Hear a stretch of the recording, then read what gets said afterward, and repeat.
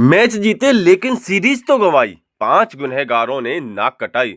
लेकिन फिर भी सारे देश में हो रही है बधाई लो बधाई। जिया ऑस्ट्रेलिया के खिलाफ भारत ने जैसे ही तीसरा ओडीआई मुकाबला जीता, अचानक से ही पूरे देश में बधाइयों का ऐसा सिलसिला चल पड़ा है जैसे भारत ने इस सीरीज ही जीत ली हो।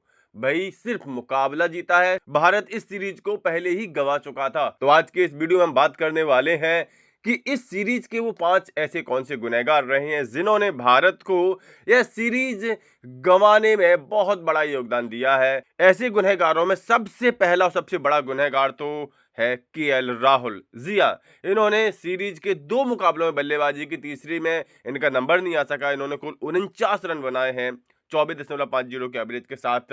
ऐसा माना जाता है आजकल कि इस समय केएल राहुल का गोल्डन एरा चल रहा है। संकट के समय राहुल द्रविड़ की तरह भारत की दीवार बन रहे हैं। लेकिन यहां हमने ऑस्ट्रेलिया दौरे पर देखा कि जब भी इनको मौके मिले, पहले मुकाबले में मिला मौका, दूसरे मुकाबले में मिला मौका, लेकिन केएल राहुल ने कुछ भी भारत के लिए योगदान नहीं दिया। दूसरे सबसे बड़े गुनहगार हैं श्रेयस अय्यर।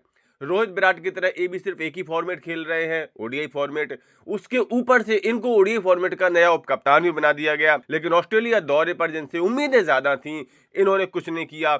इनको 2 मुकाबलों में रन बनाने का मौका मिला, 72 रन बनाए केवल 36 के एवरेज के साथ।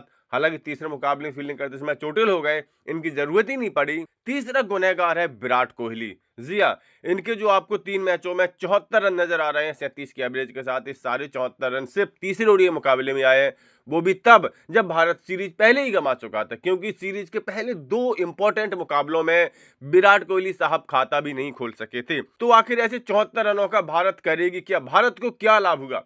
व्यक्तिगत रूप से विराट कोहली ने 74 रन बना लिए, अपनी फॉर्म में वापसी आने के संकेत दे दिए, अपनी कुर्सी बचा ली, एक तरह से टीम से बाहर होने से अपने आप को बचा लिया। लेकिन टीम इंडिया के किसी काम नहीं आए। एक मुकाबला जीतने से क्या होता है, सीरीज तो आप गंवा चुके थे।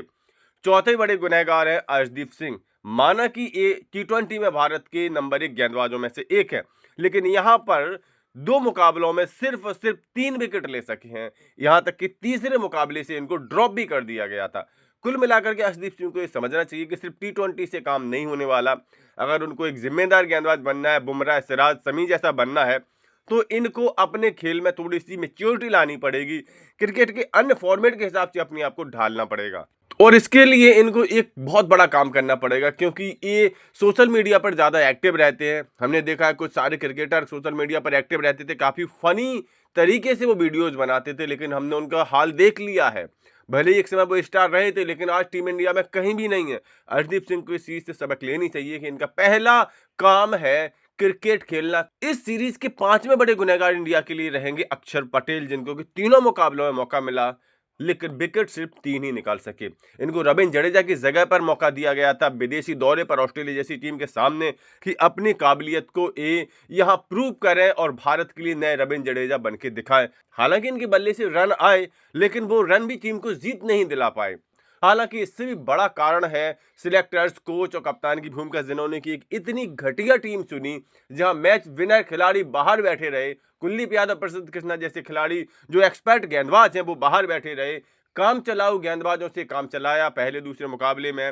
ऑलराउंडर्स पर अनोखा विश्वास जताया। मैंने तो अपने हिसाब से आपको भारतीय हार के गुनहगार बता दिए। आपकी नज़र में कौन है भारतीय टीम के हार के गुनहगार? अपनी राय कमेंट करके जरूर दें। ऐसे ही स्पोर्ट्स की सभी अपडेट्स के लिए सफलता नामा चैनल सब्सक्राइब जरूर कर